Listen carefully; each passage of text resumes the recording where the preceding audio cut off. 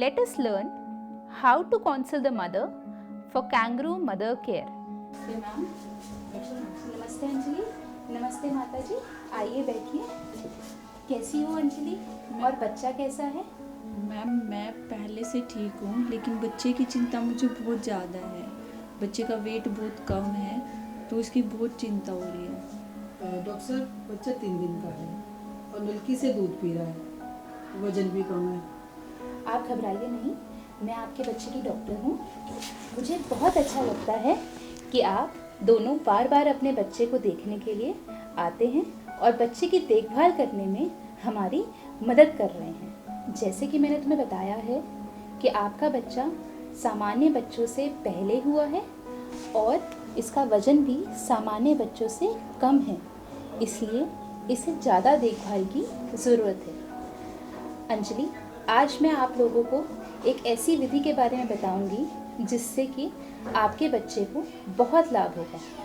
इस विधि का नाम है कंगारू मातृ देखभाल। क्या आप दोनों इस विधि के बारे में जानना चाहेंगे? हाँ जी डॉक्टर साहब, हम इस विधि के बारे में जानना चाहेंगे।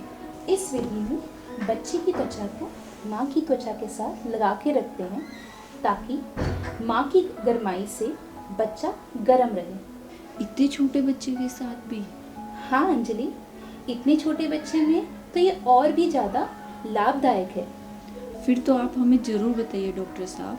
कंगारू मातृ देखभाल करने से पहले आपको कुछ बातों का ध्यान रखना होगा, जैसे कि आपको अपनी साफ सफाई रखनी होगी, आपके हाथ धुले होने चाहिए, नाखून कटे होने चाहिए, आपको साफ सुथरे कपड़े पहनने हैं, छाती का हिस्सा साफ होना चाहिए और बाल बंधे होने चाहिए। इसे करने के लिए आप कोई भी ढीला या आगे से खुलने वाला कपड़ा पहन सकते हैं। कंगारू मातृ देखभाल में बच्चे की त्वचा को अपनी त्वचा के साथ लगा के रखना है। बच्चे को अपनी त्वचा के साथ इस प्रकार लगाना है।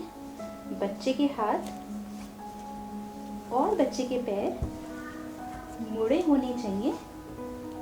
बच्चे की गर्दन एक तरफ होनी चाहिए ताकि उसको सांस लेने में दिक्कत ना हो और उसकी नाक भी ना दबे।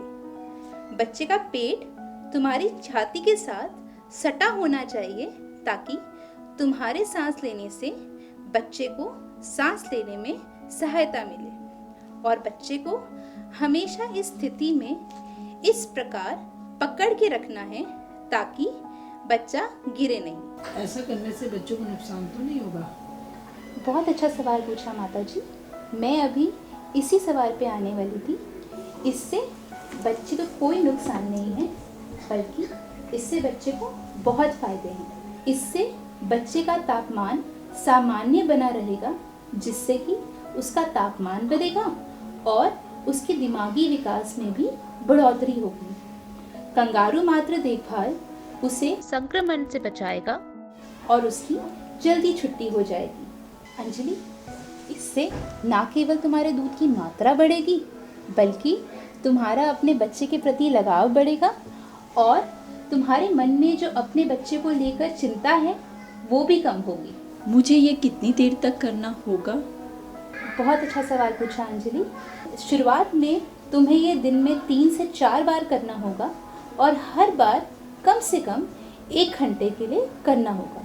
और जैसे बच्चे की उम्र बढ़ेगी, कंगारू मातृ देखभाल करने का समय भी हम बढ़ाते रहेंगे। जी डॉक्टर।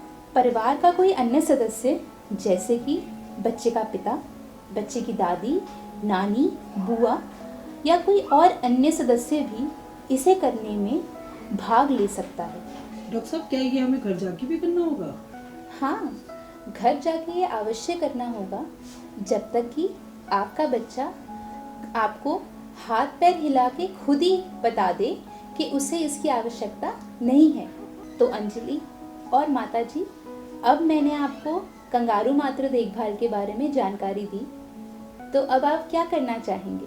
थैंक यू डॉक्टर जी, आपने इसके बारे में हमें बहुत सारी जानकारी दी। अब से मैं हर रोज़ साफ सफाई करके नहा धोकर बच्चे की कंगारू मातृ देखभाल विधि करूँगी, जिससे बच्चे का तापमान सामान्य होगा, बच्चे का वजन बढ़ेगा, मेरी दूध की मात्रा भी बढ़ेगी और बच्चे को हम जल्दी छुट्टी करके घर ले जा सकेंगे।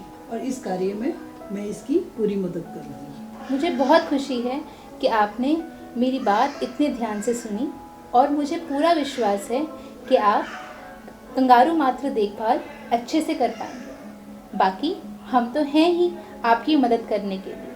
Thank you doctor. धन्यवाद डॉक्टर साहब।